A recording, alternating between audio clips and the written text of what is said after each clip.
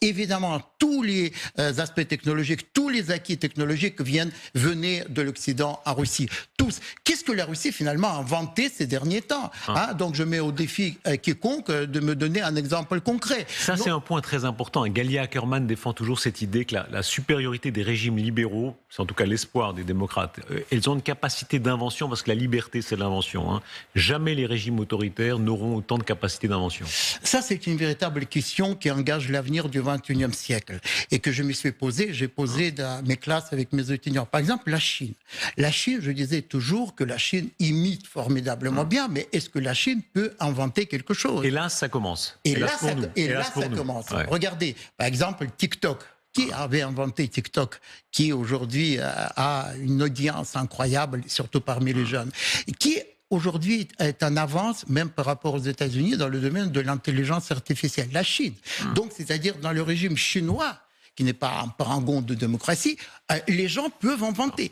Mais est-ce que c'est possible dans le régime tel qu'il existe aujourd'hui en Russie? J'ai beaucoup de doutes. Oui, et effectivement, il y a eu très peu d'inventions russes en réalité. Ils vivent sur la manne du pétrole. Il n'y en a pas. Et quand Poutine dit que tous les fonctionnaires doivent rouler en voiture russe, ça me fait rire, tout simplement parce que je ne vois pas du tout lui rouler en voiture russe. Il faut faire les Mercedes. Chacun. Vous avez cité Peugeot, vous citez Mercedes. Il s'est montré au volant d'une Mercedes. Bon, Peugeot, parce que c'était pour un diplomate, petit diplomate à l'ambassade soviétique. Regardez, la séquence dont on allemande, évidemment, attire beaucoup plus de curiosité et d'attention. La séquence dont on parlait, où Poutine inaugure de manière un peu grand genre ce tronçon d'autoroute avec des voitures aux couleurs 100% russes. Vladimir Poutine, je vous demande la permission de démarrer. Allez-y, permission accordée. Commencez à bouger.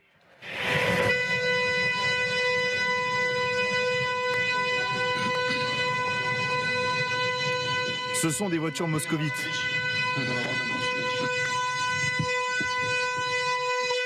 Il faut décrire la scène ici, n'est-ce pas? C'est le maire de Moscou qui est à côté de lui. Il faut aussi rappeler qu'aujourd'hui, demain, enfin hier aussi, se déroulent les élections municipales, notamment à Moscou.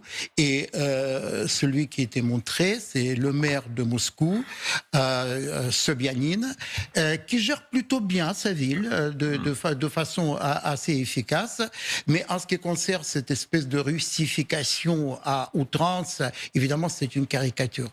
Et plus qu'une caricature, c'est la totale ignorance des réalités du monde du XXIe siècle, qui est d'abord interdépendant. Aujourd'hui, vous ne pouvez pas vous extraire, vous exclure justement de ces flux économiques qui circulent partout. La Chine le comprend, la Russie ne le comprend pas. Et on commence à voir ça dans l'aviation russe, n'est-ce pas? Dans l'aviation russe, d'ailleurs, de la même façon, l'aviation iranienne avait beaucoup souffert des sanctions. L'aviation est un domaine où on a sans arrêt besoin de pièces de rechange de partout, et ça commence à peser chez eux. Bien sûr, parce que l'imbrication est totale, c'est-à-dire il y a des composants qui commencent à manquer.